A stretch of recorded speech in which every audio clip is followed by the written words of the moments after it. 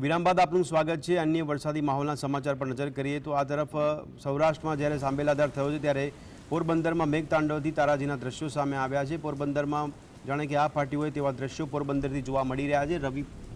રવિ park વિસ્તારમાં બેટમાં ફેરવાયા હોય, સમગ્ર વિસ્તારમાં નદીઓ વહેતી હોય તેવા દ્રશ્યો પોરબંદરથી સામે આવ્યા છે।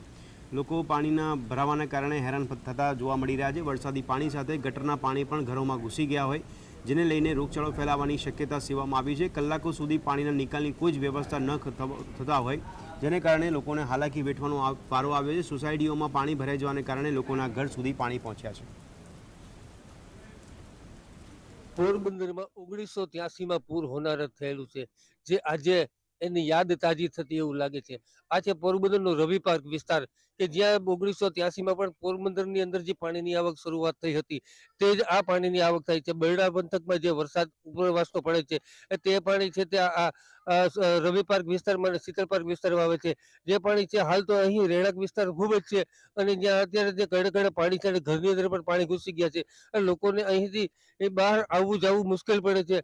હાલ તો એ વાત છે કે વહીવટી તંત્ર આ વિસ્તાર છે પાણી માટે દર વર્ષે જૂનો વિસ્તાર છે, ત્યાં હજી સુધી કોઈ વહીવટી તંત્ર પૂગ્યું નથી, કોઈ રેસ્ક્યુની ટીમ આવી નથી કે કોઈ ફાયર બ્રિગેડની ટીમ આ વિસ્તારમાં હજુ સુધી આવી નથી। તો અહીંના લોકો છે એ તે વારંવાર મુશ્કેલીમાં મુકાઈ રહ્યા છે। વિપુલ ઠકરાર, GS